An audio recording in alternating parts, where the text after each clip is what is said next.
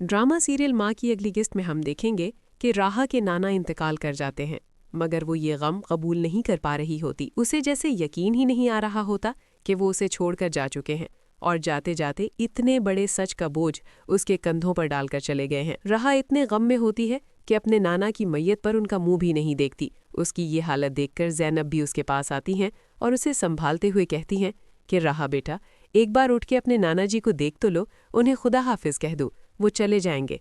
मगर राहा उनका चेहरा भी नहीं देखती।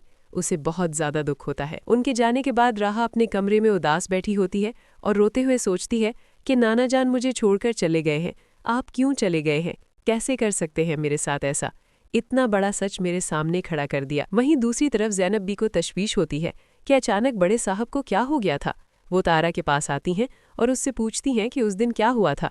जब बड़े साहब दोपहर में घर आए थे तो बिल्कुल ठीक थे, फिर अचानक ऐसा क्या हो गया कि उनकी तबीयत इस कदर ख़राब हो गई। तारा खामोश हो जाती है। वो ज़ैनब बी को ये नहीं बता सकती कि सिर्फ़ और सिर्फ आसिया के गलीज़ इल्ज़ाम लगाने की वजह से हुआ है। वहीं आसिया अब अपनी बेटी का दिमाग राहा की तरफ से बदज़न कर रही है।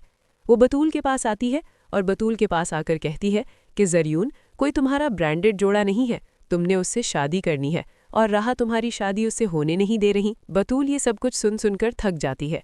एक तो उसके दादा के मरने का दुख होता है और ऊपर से उसकी माँ उससे ऐसी बातें कर रही होती है। वो बहुत ज़्यादा डिप्रेस्ड हो जाती है और आगे से कोई जवाब नहीं देती। वहीं राहा अपने कमरे में बहुत ज़्यादा रो रही होती है। जब ज़ैनब भी उसके पास जाती है, राहा उनको देखकर अपना ज़ब्त खो देती है और कहती है कि ये आप लोगों ने मेरे साथ क्या किया?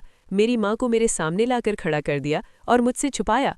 वो बहुत ज़्यादा रो रही होती है, यहाँ तक कि ज़ैनब बी को भी उसकी हालत देखकर बहुत ज़्यादा तरस आ रहा होता है, मगर वो उसके लिए कुछ भी नहीं कर सकती, बस दुख से उसको देख रही होती है। आप सबको क्या लगता है, क्या राहा इस सब के लिए अपनी माँ को माफ़ कर सकेगी? और क्या वो ये रिश्ता कबूल कर सकेगी जिसे वो बरसों से मरा हुआ समझती आई है? कमेंट्स में अपनी राय का इजहार ज़रूर कीजिए।